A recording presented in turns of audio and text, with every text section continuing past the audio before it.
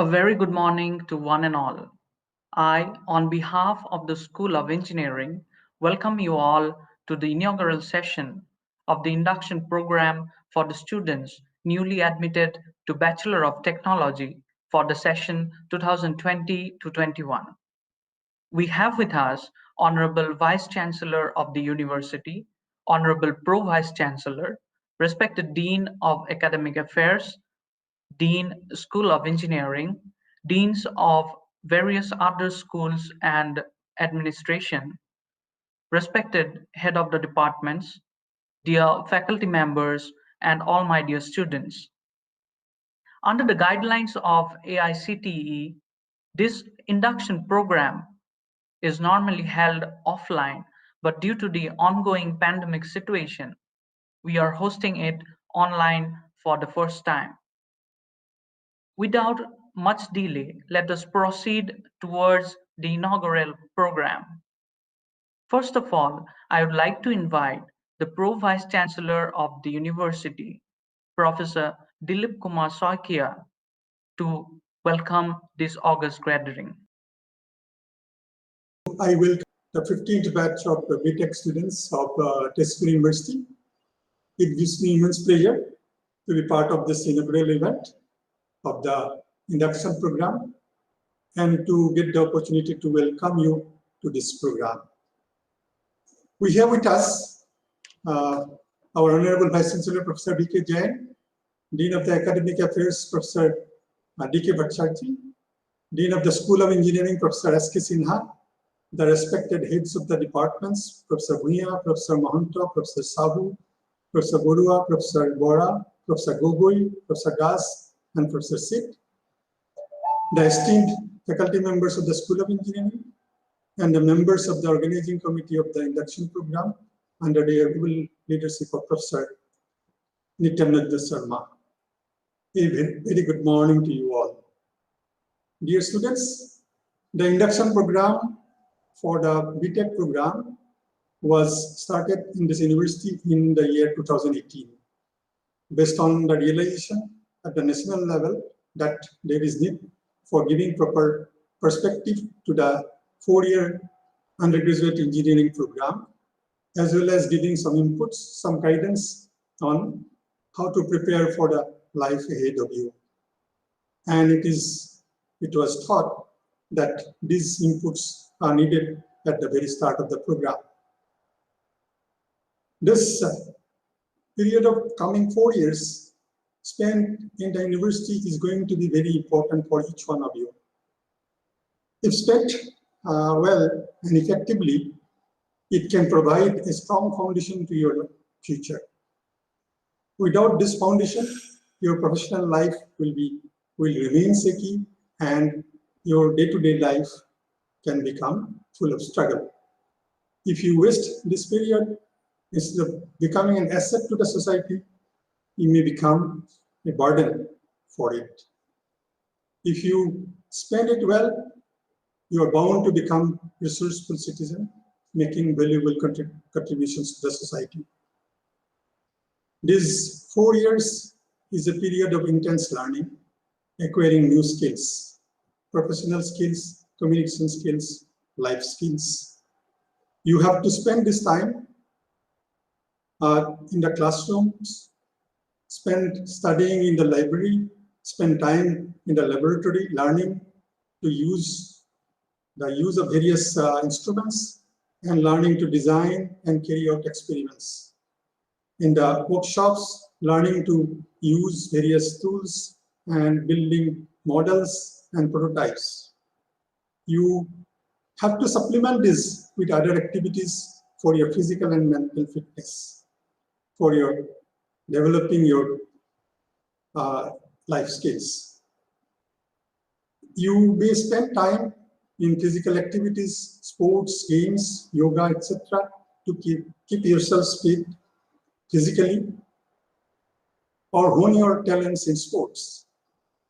You may choose to spend time in other hobbies such as music, dance, and other performing arts. You may choose to spend time in developing your literary skills, creative arts, oratorical skills, organizational skills, etc. You have to expand your horizon of knowledge by participating in seminars, workshops, conferences, and building your network for collaborative works in the future. It can be very exciting, it can be very enjoyable if you have the idea how to go about it. Therefore, it is at this very outset, it is important to learn how to spend this period well, not only effectively, but do so with pleasure, enjoying every bit, every moment of it. You need to learn how to manage your time, how to choose the activities, how to mix them, how to plan for them, how to schedule them. You need to know what facilities, what forums are existing in the university and how to get access to them. There are good things in life as well as bad ones. You need to know this well, what is good for you and what is not. You need to keep your focus on your goals and not let yourselves to get distracted, which can lead you astray. That is why you have this induction program. In this program, you will have talks delivered by distinguished personalities and persons of experience on these various aspects. There will be various physical and creative activities for initiating the uninitiated and for identifying those who have special talents. There will be physical and virtual visits to the available facilities and to the neighborhoods to familiarize you around the university. Do you participate in all these activities wholeheartedly? You will definitely get highly benefited. So I welcome you again to this induction program and wish each one of you an enjoyable learning experience. Thank you. I thank you, sir, for your inspiring and motivational words and for welcoming the students to the university. Now I would like to invite Professor N. Sharma, the chairman of the Induction Program Committee, to brief about the induction program to our students. A very good morning to all of you.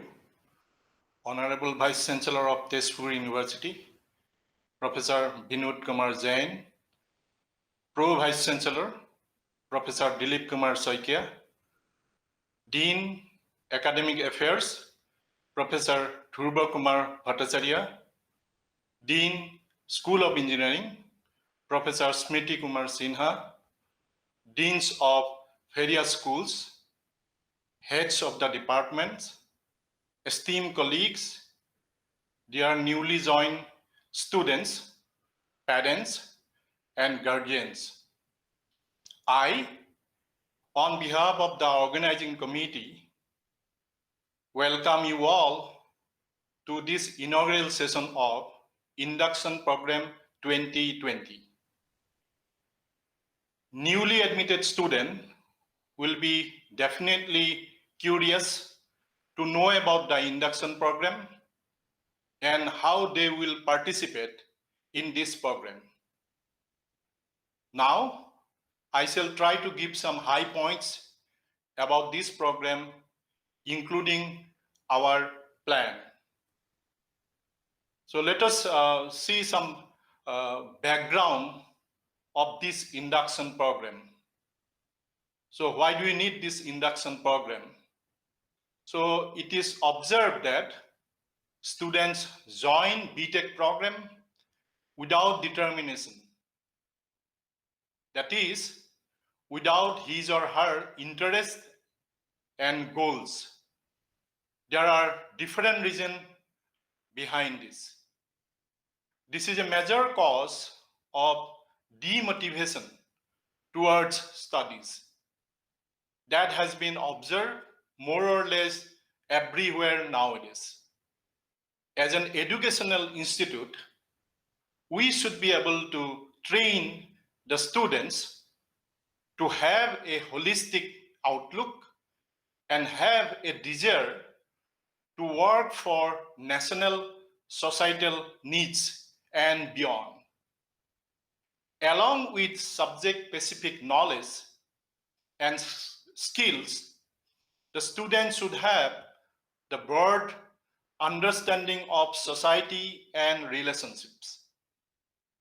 In that direction, students' character need to be nurtured to develop quality by which they can understand and fulfill their responsibility as an engineer, as a citizen, and most importantly, a human being. Now, I shall highlight on what is an induction program and what is the basic philosophy behind organizing an induction program. Induction program is a kind of bridge program or bridge course, which was introduced in the year 2017 for the newly admitted students in the educational institutions under AICT. So to help the students to adjust with the new environment and feel comfortable, because they come with diverse thought, backgrounds, and diverse preparations, and encourage them to look beyond classroom. That means expose the students to physical activities like sports, arts, and societal and environmental issues. Rectify some critical lacunas in the students, as for example, proficiency in English, basic science knowledge, computer skills, because we know that new techniques of educations like MOOCs, NPTEL, SWAM, or ICT-based tools are used nowadays heavily. Sensitize them towards exploring their academic interests and activities, reducing competitions and making them work for excellence. Promote bonding within them, build relationships between teachers and students. That means to make a cordial atmosphere. Accordingly, the first 3 weeks of the B.Tech program are earmarked for induction program. Next, what are the 8 different activities under this induction program? I shall try to give the high points on that. So first activity that is enlisted is the physical activity. So a daily routine of physical activity with games and sports, starting with the light physical exercise or yoga. Each student should pick and learn a game so that he or she will be able to participate in that. This will help the student to learn teamwork, keep their mind refreshed and energized during the study. The next activity is creative arts. Every student in this category would choose one skill related to the arts, whether visual arts or performing arts. Examples are painting, pottery, music, dance, drama, etc. So it will develop a sense of aesthetics and also enhance their creativity. The next activity is the universal human values. So by that way, the student will be molded, okay, and their characters will be molded. And this is required because it gets the student to explore oneself and allows them to experience the joy of learning, stand up to peer pressures, take decisions with courage, be aware of relationships with colleagues and supporting staff in the hostel and in the department. Be sensitive to others. This is very, very important aspect. Next activity is the literary. So literary activity would cover reading, writing, and possibly debating, enacting a play, etc.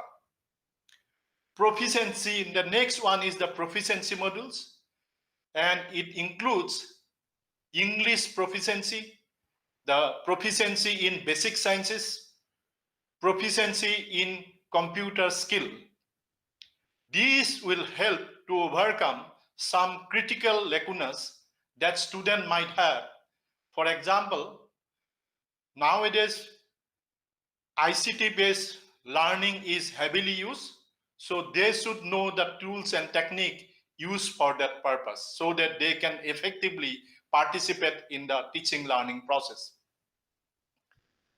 The next one is the lectures by eminent people to give the students exposure to people who are socially active or in public life. As for example, achievers in some fields. So the next one is the visit to local area. A couple of visits to the landmark of the local area will be arranged.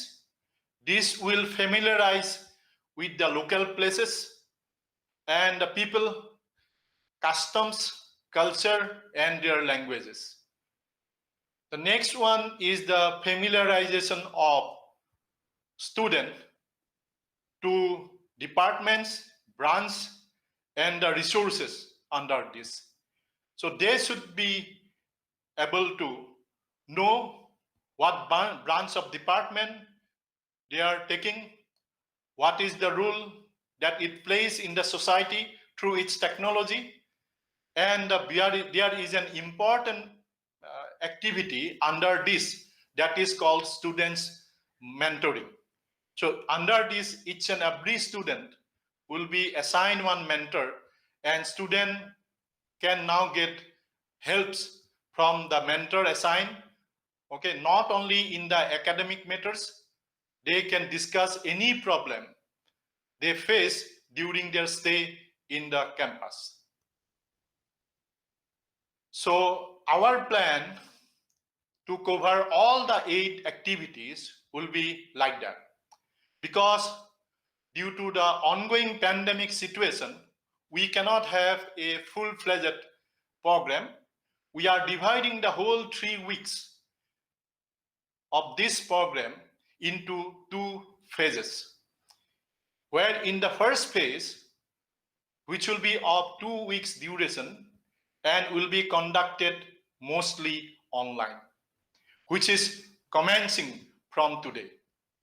The second phase will be of 1 week, which will mainly consist of some physical activities and will be conducted mostly physically after reopening of the university for students. Since induction program is an essential part of B.Tech curriculum, students are expected to participate and earn a satisfactory grade to be eligible for their B.Tech degree. So different activities that we plan under induction programs are as follows. We are arranging 12 numbers of lectures which will be delivered by eminent person in their respective fields. These will include motivational talks, professional ethics, stress management, time management, use of digital learning, universal human values, and gender equality, Vedic mathematics, job opportunities, startup for engineers, etc. We also organize, we are also organizing lectures by distinguished alumni of this School of Engineering to tell about their success stories, what are the career path, the industry and entrepreneurships, how to prepare for civil service exam, how to utilize time and resources effectively. Some activities under literary, creative art, cultural activities, and English language proficiency enhancement activities are also planned. Also, we are arranging some talks on creative writing, reading and writing, and developing communication skills. Under the training and physical activities, we are going to organize some sports and yoga activities and lecture on mind and body that will be covered under yoga. Familiarization to the department and the branch, the innovation that is happening in the branch, interactions with different members of the department, including students and faculty members. Mentoring is an important component under this, and each and every student will be assigned a mentor, and there will be interaction sessions that will be organized within the department. Then we have the last activity, that is the visit to places in local area. So we are planning to do it after reopening of the university for the students. So my final remark is, I hope the student will find this induction program very, very exciting, very, very engaging and interesting. This is the main purpose of this induction program, and I finally wish this induction program a great success. Thank you. I thank you, sir, for briefing about the induction program in such a lucid manner to the students. Now I would like to invite Professor S.K. Sinha, Dean of School of Engineering, to speak a few words. Role of engineers for sustainable development of the world. Engineers and engineering are critical for achieving the United Nations Sustainable Development Goals. Engineers and engineering projects are essential for a peaceful world, as it is engineers who will develop and implement technologies and systems that will progress the United Nations Sustainable Development Goals as they relate to water, energy, environment, sustainable cities, natural disaster resilience, and other areas. This is essential for inclusion and to address unequal access to these technologies, which results in income inequalities. These are the frameworks I am telling from United Nations these propositions. Engineers are essential for resilience to climate change and to design and develop resilient infrastructure that will withstand the increasing weather-related events, floods, cyclones, and bushfires, especially in developing countries that are most exposed to these risks. Engineers are essential for sustainable development, economic development, as they are needed to support the growth and development of essential infrastructures such as roads, railways, bridges, dams, waste management, water supply, and sanitation, energy, and digital networks in both developed and developing countries. Engineers are needed to develop inclusive technologies and innovations that will benefit people and planet for greater prosperity and better quality of life, and leave no one behind, especially to ensure equal access to technology for women, and rural areas. The role for engineers for sustainable development of New India. Engineers are the transformers. They transform people's dreams to reality. People dream of traveling distances comfortably, sitting or lying.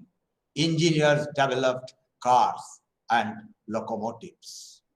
People dream of flying. Engineers developed airplanes, enabling people to fly. People dream of communicating instantly. Engineers developed computers, networks, and internet. People dream of work from home. Engineers developed collaborating software, enabling people to work from home, conduct online meetings, classes, etc., just like today. Now, India has a big dream, the dream of New India. Engineers have a vital role to play in transforming this dream to reality under the strong leadership of our Honorable Prime Minister Narendra Modi ji.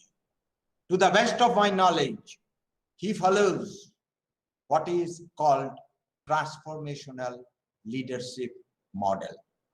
Transformational leadership is a leadership where the leader works with the teams to identify needed change, creating a vision to guide the change through inspiration and executing the change in tandem with committed members of a group.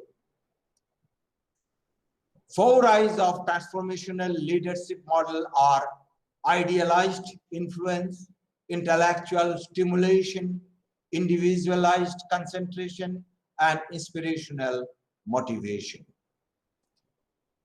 Engineering educational scenario in India. Engineering education in India is given high importance in last few years. There is a tremendous growth of engineering colleges in India. Thousands of engineering graduates are produced. Now the big question is, how many of them are employed? Do they have the skill set required by the employers? Employment is the process of matching up skill sets expected by the employer with those acquired by the candidates. AICTE and MHRD are harping on this issue and restructuring engineering curriculum, taking into account the future need, both qualitative and quantitative, for transforming India to New India. Engineers are supposed to work on the ground, solving the problems of the society. They have skillful hands to face the ground realities, but no wings to fly high in the sky of philosophy. Engineers need to understand the society in depth. They are expected to have basic knowledge in different societal domains. Keeping this in mind, AICTE, B.Tech, and M.Tech curriculums are made multidisciplinary, incorporating core elective, open electives, CBCS courses, audit courses, etc. New Education Policy 2020 advocates multidisciplinary education. We hope we are in the right path. New Education Policy 2020 also advocates coding right from class 9th level and internships to deal with the societal problems and thereby connect to the society. It's a good initiative taken in National Educational Policy 2020. I have seen in France, when I worked in SAPLab, how senior school children used to work as interns with senior researchers in the lab. This culture we are hoping in coming few months, few years in India. New India needs highly skilled, professionally trained young Indian engineering graduates dedicated to develop India to a new height in the world order in 21st century. Now, what is the problem in engineering education to achieve the goals of New India, and what is the solution? Even if we restructure and implement New Education Policy 2020 successfully, the main problem remains. The main problem is the divergence of individual goals of engineers produced in India from the nation building goals of New India. This divergence is the main problem. Many engineering graduates produced in India from institutes like IITs, NITs, universities, etc. aspire to work for USA, staying in USA. Brain drain is the major issue. Per capita investment of producing an engineer in India is huge. Indian educational system produces the engineering graduates, and USA and other countries get the services from them. We need to retrospect our responsibilities towards our country and the world, followed by accountabilities for our engineering works or projects. We have a greater responsibility to soldier, responsibility of building New India, Rashtra Nirman. For that, we have to keep burning the torch of patriotism among the young engineering graduates. That is Rashtra Prem. Jai Hind. Thank you very much. Thank you, sir, for your wonderful words. I am sure that the students will treasure your words and work towards achieving greater goals in future. Now I would like to invite Professor D.K. Bhattacharya, the Dean of Academic Affairs of the University, to speak a few words to this august gathering. Good morning, all. Respected Vice-Chancellor Sir, Vice-Chancellor Sir, my dear colleagues, and dear student friends. I, on behalf of Test University as the Dean Academic, would like to welcome you and congratulate you for getting admission in this prestigious institution. Competition was very tough, so definitely you have done a very good job for getting a seat in this institution. So as the Dean Academic, I would like to introduce you a little bit about the academic matters and the regulations, how, this will finally will control you or regulate you during your stay in this institution. So like many other central government institutions, this university also follows a choice-based credit system. And each academic year, which generally starts from the month of July and it goes up to the next, June. And each academic year, there are 2 semesters. The semester 1, it starts from July and it goes to December. And that semester, we also refer as the autumn semester. And from January to June, the second semesters, which refer as the spring semester.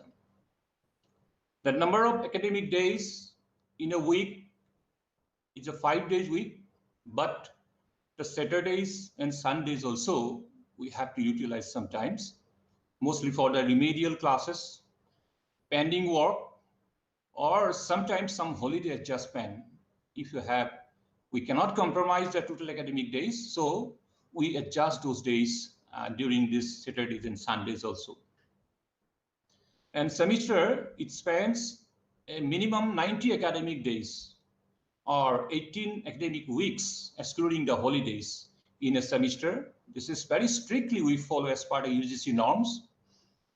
And this has been followed, this university from its very inception. So we are very particular in following this number of academic days, in maintaining these things without any violations, without any deviation. Now, this academic program, each academic program will have a set of compulsory courses and some choice-based or some elective optional courses. And this university is not only offers master's programs, also, I mean, it has integrated master's programs, PhD programs, certificate, and also the diploma program. Now, a course which is a basic, entity in a program. This component of a program, it comprises one or more combinations of some academic forms of instructions, maybe some lecture, tutorial, laboratory work, field work, or project work. It depends on the type of courses. It can be 300, it can be 301, it can be 312, like this. 3, the first letter L means lecture, and the T is tutorial, how many tutorial classes in a week. And then last, that LTP, P is for practical, then how many practical classes there. And credit, this is a unit by which the quantum of this teaching learning work involved with a course shall be measured.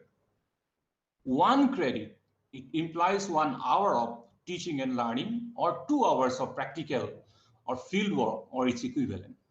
And 1 credit in a seminar or term paper based course shall be quantum of work done in a semester for presentation of 2 seminars. And the credit also specified for a course shall be accumulated as the credit earned by the student upon successful completion of the course. So every semester, how many credits you register, there are some guidelines. And upon successful completion of this course, then you will earn credit. And how many credits minimum required for completion of a program, this is well defined. Now these courses, it can be core courses, and these are elective courses. So core courses, already I mentioned that these are the compulsory courses specified for a program, and you must have to complete these courses for completion of a successful completion of a program. Elective courses, this is as per a choice-based credit system. Now every academic institutions under UGC, it has to follow choice-based credit system. But I am very happy to share with you, these institutions, even from its very inceptions, it has been following choice-based credit system and a cafeteria course pattern. We offer a lot of electives, and the students have this flexibility to choose an elective after necessary consultations with the course counselor. And this elective courses, if you cannot do, if you think it is tough, then you can go for other elective also. And too many electives, or offering adequate number of electives, also offers chances for students to be specialized in a master's program. So now these elective programs also, as per the UGC guidelines, this is classified as program elective or discipline-centric elective courses, or discipline-centric specialized elective courses, and open elective courses. A program discipline-centric elective courses, this is very, commonly you can find in any programs in undergraduate or postgraduate programs, that these are, for a discipline-centric, some elective courses are offered, but specialized discipline-centric electives to give you a specialization. So somebody, if wants to be specialized in machine learning, somebody wants to specialize in and somebody wants to specialize in a particular domain, then a pool of electives will have to be selected. And after getting adequate knowledge on those electives will help you to build, some expertise and to become specialized in these things. Now, open elective, this institution believes in the interdisciplinary research as well as interdisciplinary study.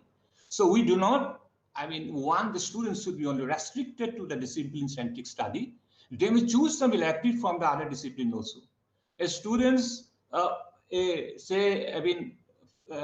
from an electronics engineering department may choose an elective from molecular biology department, and can choose an elective from maybe energy department, or may choose an elective from nanophysics. So these provisions are there in this institution. A lot of open electives have been offered by this institution, and students can choose those electives after necessary consultation with the course counselor, and can increase the breadth of knowledge. In addition to these 3 types of elective courses, recently last 2 years, we have been also allowing students to choose MOOCs courses.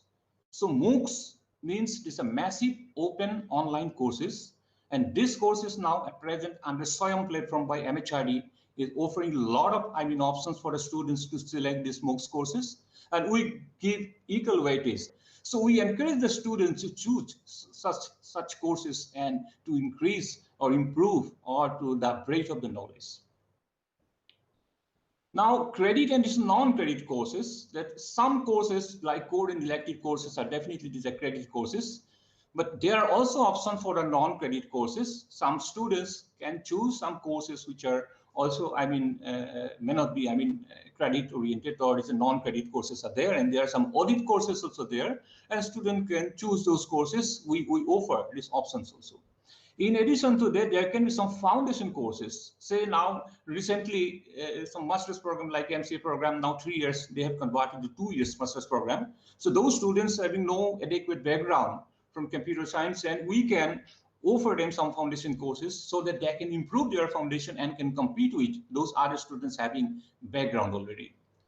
Then add-on courses also we have is a special category of these paid courses that can be studied for enhancing knowledge or skill in another domain. Then maximum credit in a semester. We believe a student in a semester should not take more than 6 full courses, because each course, if you consider is a 4 credit, then 6 courses will have a 24 credit. So keeping that in mind, 25 credits, the maximum number of credits we have allowed in a semester for enrollment. But sometimes, very special cases, if a student has some backlog and 1 or 2 courses which additionally if can be allowed, if are allowed, and then the students can complete the course within a stipulated period of time. Keeping that in mind, there is a little bit relaxation of 1 or 2, but generally 25 credit is the maximum credits we have allowed for students to enroll in a particular semester. Now, apart from these courses, there are also some NCC courses, some NSS courses. These are for the undergraduate programs, and these are compulsory to complete. And now, in addition to these nomenclatures, there are also another way also we classify these courses like theory courses, practical courses, and project courses. Now, I would like to emphasize on these project courses. The project courses are very important because number of credits enrolled in the project course is significantly higher. So students is to spend some special effort. Okay, they should give more emphasis, importance in this, project courses, so that if some publication may come up during these project courses, and also good, SGPA from these project courses will help them to improve overall CGPA during the program. Now, each course has a nomenclatures that is a 5 characters, that is, first 2 letters, it represents the department, and the last three is what is the course level. So there are different levels of courses, 300 series courses, 400 series courses, 500 series, 600 series, 700 series courses are there. This depends on level. A PhD course is 600, 700 courses, and similarly undergraduate courses, they take, 200, 300 series courses. So the level of the course is given here. Then finally, that a student's on successful completion of a program, it is assigned a letter grade, because we follow this letter grade systems, and each letter grade is associated with a grade point. There are different letter grades are there, started from O and it goes up to F. O is 10 grade point and F is 0, that is fail. And since we follow a continuous evaluation system, generally a student doesn't fail, because we continuously monitor the progress of the students, and we have a very transparent system. That is why during this transparent system, every answer script, whether it is end term, mid-term, everything is transparent to the students. You can see it and you will know what is your progress. So accordingly, you can improve yourself, and if any remedial classes are needed, then the teachers will come forward to take your remedial classes. So in addition to this letter grade, there are some 3 other letter grades are there, like W, X, and I. W is for withdrawal. So you are given option to choose more than 2 electives, although you needed suppose only for 1 elective courses. Then you attend both these elective courses, and finally you have seen that this elective is not suitable for me. So you can withdraw it within a stipulated period of time. And in addition to that, this W grade is given when unfair means. If you do any unfair means during your examinations, and if you are caught, then the W grade will be given to you. I grade is for incomplete grade, and if any genuine reason for medical reason, if a student is suffering from there, then based on any evidence, based on evidence that if we are found to be authentic, then I grade is given. And once the semester begins, immediately that I grade exam is conducted, and you can clear that particular course. Then X grade is generally given for the project courses. In the project courses, if the teacher thinks that 1 month additional or 2 month additional, if you spend it, then definitely the students can acquire better knowledge and can do a good job. That is how, I mean, an X grade is given so that after spending 1 or 2 months, again exam will be conducted and he or she can clear these things.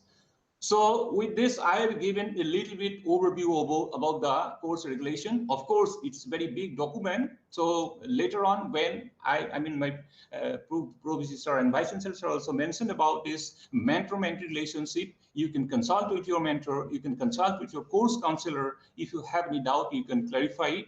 And while, anytime, any moment, if you have any problem, don't keep it yourself only, because any backlog, keeping backlog will create a problem. So if you have any backlog courses, if you have, then definitely consult where is your problem, and we will definitely come forward to help you all the way. Thank you very much. Again, congratulate you and best wishes from my side to you. Thank you very much. Thank you, sir, for explaining the academic system to the students in such a brief and clear manner.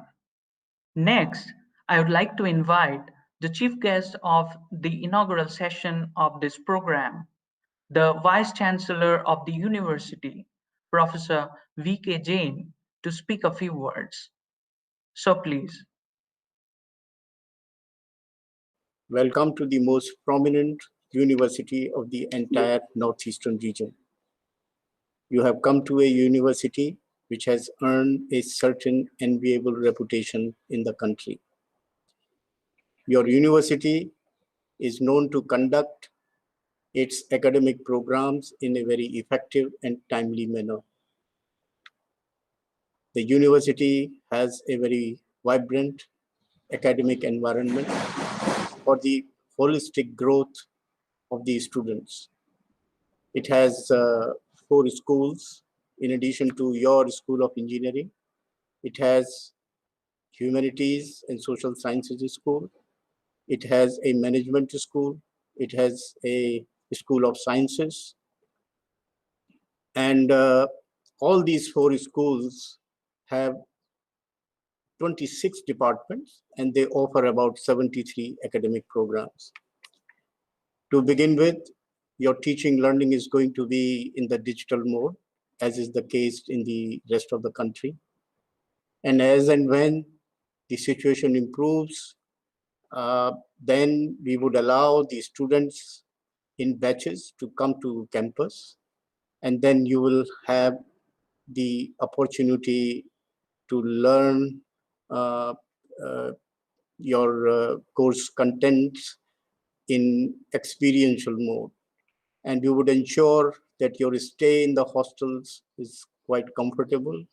Your teaching spaces, that is your classrooms, your laboratories, your library, and the other facilities, they are safe from the health point of view.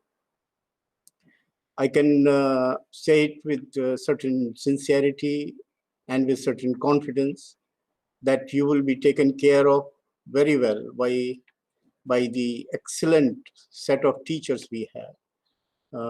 The teachers who are not only the domain experts in their respective disciplines, but also they're very sensitive and responsive to the needs of these students. And in fact, a testimony of these attributes of our faculty was quite evident in the last semester, when the teachers adopted the digital tools of teaching quickly, and they saw to it that the interests of the students are taken care of. And as a result, we were able to declare the results of the university of various academic programs well in time. And in fact, our university was the only university in the country, perhaps, to have declared the results well on time. As far as the research and innovation environment is concerned, on campus, it is again very, very invigorating and very, very productive. If you look at the research profile of the university, it is quite impressive. The teachers encourage the students, and particularly the engineering students, to experiment with their ideas and do some innovative things and come up with innovative products. In fact, our university has the distinction of receiving this very prestigious Gandhian Young Technology Innovation Awards consistently in recent years.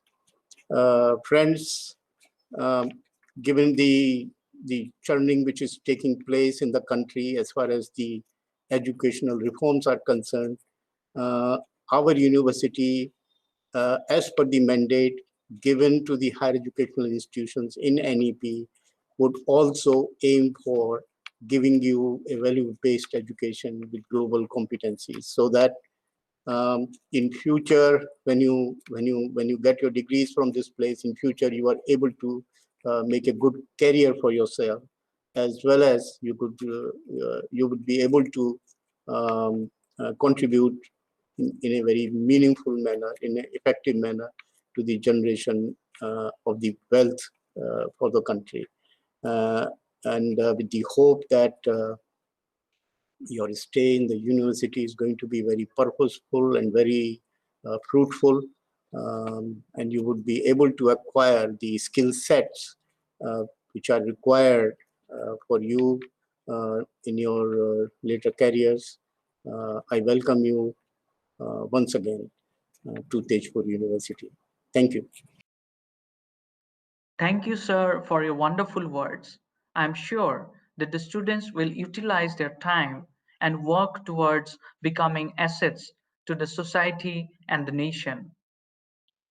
I thank all the members who have been present during this inaugural session. I now invite Dr. Ratul Kumar Barua to offer the vote of thanks and the closing remarks for the inaugural session of this induction program. I, on behalf of the organizing committee of Induction Program, thank the esteemed speakers of this morning. I strongly believe your motivational address will surely benefit the students who come from diverse thoughts and backgrounds to adjust to the new environment and inculcate in them the ethos of this prestigious university. I hope they will understand the very purpose of engineering program and will be an active member of nation building, a creator of better society, and which will enhance the name and fame of Tezpur University to another greater heights. This 3-week-long program that have different sessions, starting from invited talks by eminent speakers on diverse topics, alumni talks who will share their experiences in and out of Tezpur University, to yoga classes which will shape your mind to kickstart your new life at Tezpur University. We have a brilliant team to assist you in any phase of this induction program. We acknowledge the efforts of all speakers, alumni, literature, music, and yoga teachers, and thank them all for readily agreeing to be with us in this purposeful program.